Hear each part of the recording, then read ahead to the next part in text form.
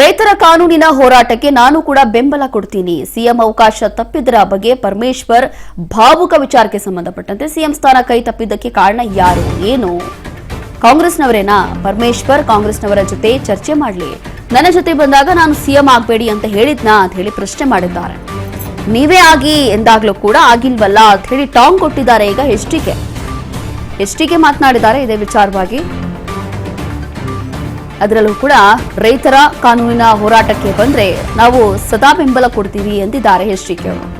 CM ಅವಕಾಶ ತಪ್ಪಿದರ ಬಗ್ಗೆ ಪರಮೇಶ್ವರ್ ಭಾವುಕವಾಗಿ ಮಾತನಾಡಿದ್ರು. ಅವರಿಗೆ ಡಿಸಿಎಂ ಸ್ಥಾನ ಕೊಟ್ಟಿರುವಂತಹ ಸಂದರ್ಭದಲ್ಲಿ ಪರಮೇಶ್ವರ್ ಹೇಳಿರ್ತಾರೆ, ನಾನು ಸಿಎಂ ಆಕಾಂಕ್ಷಿ ಆಗಿದ್ದೆ, ಆದ್ರೆ ನನಗೆ ಸಿಎಂ ಅವಕಾಶ ಕೊಡ್ಲಿಲ್ಲ ಅಂತ ಹೇಳಿ ಅವರು ಭಾವುಕರಾಗಿದ್ರು.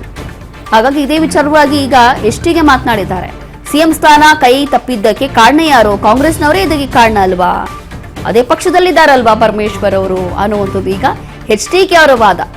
ಪರಮೇಶ್ವರ್ ಕಾಂಗ್ರೆಸ್ನವರ ಜೊತೆ ಚರ್ಚೆ ಮಾಡ್ಲಿ ಬಿಡಿ, ನಮ್ ಜೊತೆ ಬಂದಾಗ ನಾನು ಸಿಎಂ ಆಗ್ಬಿಡಿ ಅಂತ ಹೇಳಿದ್ನಾ? ಅಂದ್ರೆ ಇವ್ರು ಇಂಡೈರೆಕ್ಟ್ ಆಗಿ ಎಲ್ಲೋ ಜೆಡಿಎಸ್ ಪಕ್ಷಕ್ಕೆ ಆಹ್ವಾನ ಕೊಡ್ತಿದ್ದಾರೋ ಏನೋ ಗೊತ್ತಿಲ್ಲ. ನೀವೇ ಸಿಎಂ ಆಗಿ ಅಂತ ನಾವೇನು ಹೇಳಿಲ್ವಾ ಅಂತ ಹೇಳಿ ಈ ರೀತಿಯಾಗಿ ಟಾಂಗ್ ಕೊಟ್ಟಿದ್ದಾರೆ ಎಚ್ಡಿಕೆ ಅವರು. ಹೇಗೆ ಯಾವಾಗ ಪರಮೇಶ್ವರ್ ಅವರಿಗೆ ಡಿಸಿಎಂ ಸ್ಥಾನ ಸಿಕ್ಕಿತೋ ಅದೇ ಸಂದರ್ಭದಲ್ಲಿ ಭಾವುಕರಾಗಿ ಪರಮೇಶ್ವರ್ ಅವರು ಹೇಳಿರ್ತಾರೆ, ನಾನು ಸಿಎಂ ಆಕಾಂಕ್ಷಿ ಆಗಿದೆ, ನನಗೆ ಸಿಎಂ ಸ್ಥಾನ ಕೊಡಬೇಕಿತ್ತು ಅನ್ನುವಂಥದ್ದು ಪರಮೇಶ್ವರ್ ಅವರ ಮಾತಾಗಿತ್ತು. ಇದೇ ವಿಚಾರವಾಗಿ ಎಚ್ಡಿಕೆ ಕೂಡ ಒಂದು ಟಾಂಗ್ ಕೊಟ್ಟಿದ್ದಾರೆ ನೋಡಿ. ಏನು ಅಂತಂದ್ರೆ ಇಲ್ಲಿ ಸಿಎಂ ಆಗ್ಲಿಲ್ಲ ಅಥವಾ ಸಿಎಂ ಸ್ಥಾನ ಕೈ ತಪ್ಪಿರೋದು ಕಾರಣಕರ್ತರು ಯಾರು? ಕಾಂಗ್ರೆಸ್ ಪಕ್ಷನೇ ಅದಕ್ಕೆ ಕಾರಣ ಅಲ್ವಾ? ಈಗ ಕಾಂಗ್ರೆಸ್ ಪಕ್ಷದಲ್ಲೇ ಪರಮೇಶ್ವರ್ ಅವರು ಕೂಡ ಇರುವಂತದ್ದು. ಈ ಹಿಂದೆ ಗೃಹ ಸಚಿವರಾಗಿದ್ರು, ಈಗ ಡಿಸಿಎಂ ಆಗಿದ್ದಾರೆ, ಉಪಮುಖ್ಯಮಂತ್ರಿಗಳಾಗಿದ್ದಾರೆ. ಇದೆಲ್ಲದಕ್ಕೂ ಕೂಡ ಕಾರಣ ಯಾರು? ಕಾಂಗ್ರೆಸ್ ಪಕ್ಷನೇ.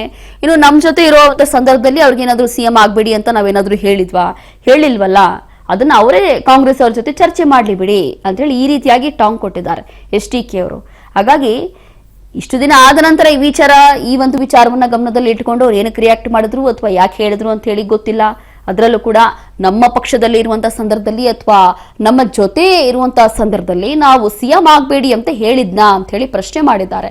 ನೀವೇ ಆಗಿ ಸಿಎಂ ಅಂತ ಹೇಳಿದ್ರು ಕೂಡ ಅವರಾಗಿಲ್ವಲ್ಲ ಅಂತ ಹೇಳಿ ಈ ರೀತಿಯಾಗಿ ಟಾಂಗ್ ಕೊಟ್ಟಿದ್ದಾರೆ ಎಚ್ಡಿಕೆ. ಹಾಗಾಗಿ ಎಲ್ಲೋ ಒಂದು ರೀತಿಯಾಗಿ ಅವರು ಇಂಡೈರೆಕ್ಟ್ ಆಗಿ ಜೆಡಿಎಸ್ ಪಕ್ಷಕ್ಕೆ ಆಹ್ವಾನ ಕೊಟ್ಟರೋ ಏನೋ ಗೊತ್ತಿಲ್ಲ.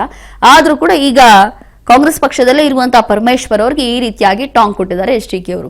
ಯಾವಾಗ ಅವ್ರಿಗೆ ಉಪಮುಖ್ಯಮಂತ್ರಿ ಸ್ಥಾನ ಸಿಕ್ಕಿತ್ತು ಆ ಸಂದರ್ಭದಲ್ಲಿ ನಾನು ಸಿಎಂ ಆಕಾಂಕ್ಷಿ ಆಗಿದೆ, ನನಗೆ ಸಿಎಂ ಆಗಬೇಕು ಅನ್ನುವಂತ ಆಸೆ ಇತ್ತು ಅಂತ ಹೇಳಿ ಪರಮೇಶ್ವರ್ ಅವರು ಕೂಡ ಹೇಳಿರ್ತಾರೆ. ಆದ್ರೆ ಅವ್ರಿಗೆ ಸಿಕ್ಕಿದ್ದು ಉಪಮುಖ್ಯಮಂತ್ರಿ ಸ್ಥಾನ. ಈಗ ಅವರು ಡಿಸಿಎಂ ಆಗಿದ್ದಾರೆ. ಹಾಗಾಗಿ ಅದೇ ಸಂದರ್ಭದಲ್ಲಿ ಏನ್ ಹೇಳಿಕೆಯನ್ನ ಕೊಟ್ಟಿದ್ರು ಅದನ್ನ ಈಗ ವ್ಯಂಗ್ಯ ಮಾಡ್ತಿದ್ದಾರೆ ಎಚ್ಡಿಕೆ ಅವರು ಕೂಡ. ಅಂತಂದ್ರೆ ಇದೆಲ್ಲದಕ್ಕೂ ಕೂಡ ಕೈ ತಪ್ಪಿರೋದು ಅಥವಾ ಎಲ್ಲೋ ಒಂದು ರೀತಿಯಾಗಿ ಅವ್ರಿಗೆ ಸಿಎಂ ಸ್ಥಾನ ಕೈ ತಪ್ಪಿರೋದು ಅದಕ್ಕೆ ಕಾರಣಕರ್ತರು ಯಾರು? ಕಾಂಗ್ರೆಸ್ ಪಕ್ಷನೇ ಅದಕ್ಕೆ ಕಾರಣಕರ್ತರು, ನಾವಲ್ಲ. ನಮ್ ಜೊತೆ ಇರುವಂತ ಟೈಮಲ್ಲಿ ಅವ್ರಿಗೆ ಸಿಎಂ ಆಗಿ ಅಂತ ಹೇಳಿದ್ರು ಕೂಡ ಅವ್ರು ಆಗಿಲ್ವಲ್ಲ, ಯಾಕೆ? ಈಗೇನ್ ಸಮಸ್ಯೆ ಆಗಿದೆ ಅಥವಾ ಏನ್ ಅವ್ರಿಗೆ ಸ್ಥಾನ ತಪ್ಪು ಹೋಗಿದೆಯೋ ಅದರ ಕುರಿತು ಕಾಂಗ್ರೆಸ್ ಪಕ್ಷದ ಜೊತೆ ಅವ್ರು ಕೂತ್ಕೊಂಡು ಚರ್ಚೆ ಮಾಡ್ಲಿ ಬಿಡಿ ಅಂತ ಹೇಳಿ ಅವರು ಈಗ ಹೇಳಿಕೆಯನ್ನ ಕೊಟ್ಟಿದ್ದಾರೆ ಎಚ್ಡಿಕೆ ಅವರು. ಅದರ ಜೊತೆಗೆ ವಿಶೇಷವಾಗಿ ರೈತರ ವಿಚಾರ ಬಂದಾಗ ನಾನು ಯಾವತ್ತೂ ಕೂಡ ರೈತರ ಪರವಾಗಿರ್ತೀವಿ. ಅದು ಬಿಡದಿ ಟೌನ್ಶಿಪ್ ಇರಲಿ ಅಥವಾ ಯಾವುದೇ ವಿಚಾರ ಇರಲಿ, ಈ ಹಿಂದೆಯೂ ಕೂಡ ರೈತರ ವಿಚಾರ ಅಥವಾ ರೈತರ ಹೋರಾಟ ಅಂತಂದ್ರೆ ಜೆಡಿಎಸ್ ಪಕ್ಷ ಯಾವತ್ತು ಸದಾ ಮುಂದಿರುತ್ತೆ. ಅದರಂತೆ ಈಗ ಮತ್ತೊಮ್ಮೆ ಇದೇ ಒಂದು ಮಾತನ್ನ ಉಲ್ಲೇಖ ಮಾಡಿದ್ದಾರೆ ಎಚ್ಡಿಕೆ ಅವರು.